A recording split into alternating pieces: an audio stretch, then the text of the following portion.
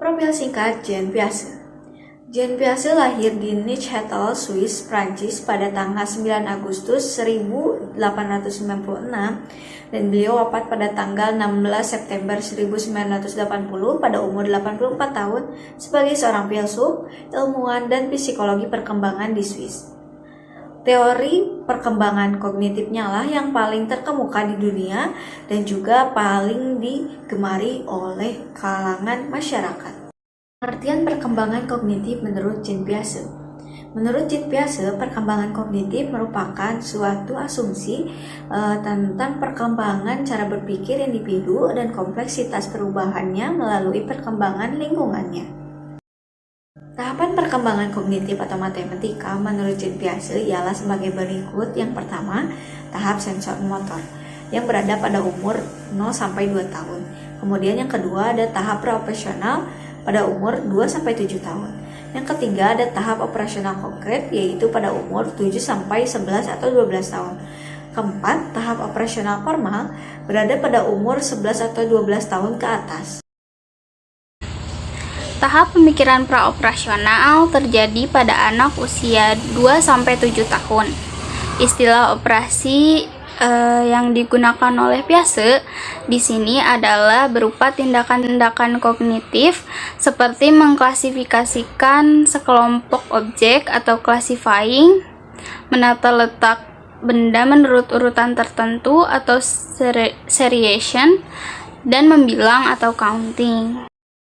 Piaget membagi tahapan praoperasional ini menjadi dua bagian, yaitu usia 2-4 tahun dan usia 4-7 tahun.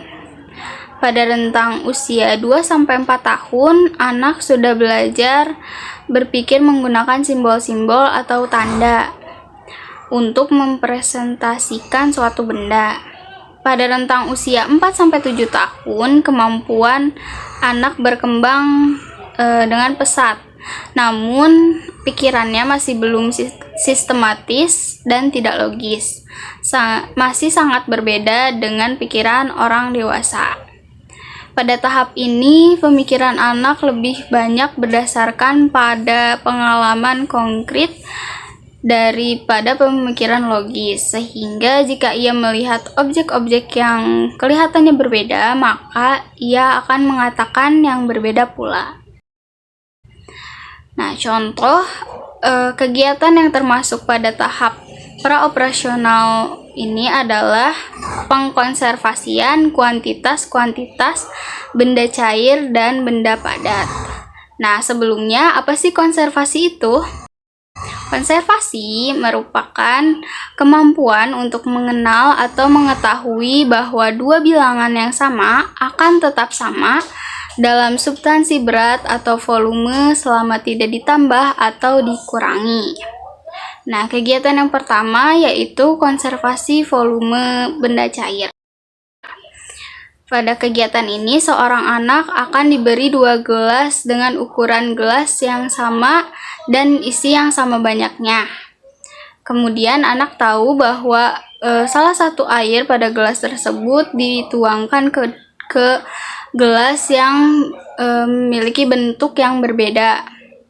Nah, pada konservasi ini biasanya akan gagal karena anak akan menjawab misalnya gelas A yang lebih banyak karena memiliki bentuk yang lebih tinggi, atau sebaliknya menjawab gelas B lebih banyak karena memiliki bentuk yang lebar. Di sini kami akan melakukan research terhadap anak perempuan berusia 6 tahun yang bernama Dara. Neng, namanya siapa? Dara. Umur berapa? 6 tahun. Teteh punya 2 larutan. Menurut Neng ini sama nggak? Sama. Bentuknya sama? Sama. Oke, sekarang dipindah ke sini ya. Sekarang banyak yang mana? Yang ini. Kenapa? Lebih tinggi atau lebih banyak? Yang ini? Ya, ya. Sekarang dipindah lagi. banyak yang mana? Yang ini. Oke. Sekarang pindah lagi ke sini deh. Nah, banyak yang mana? Yang ini. Oke. Yang kedua yaitu konservasi substansi benda padat. Nah, pada kegiatan ini seorang anak akan diberikan dua piring berisi biskuit dengan bentuk yang sama dan jumlah yang sama.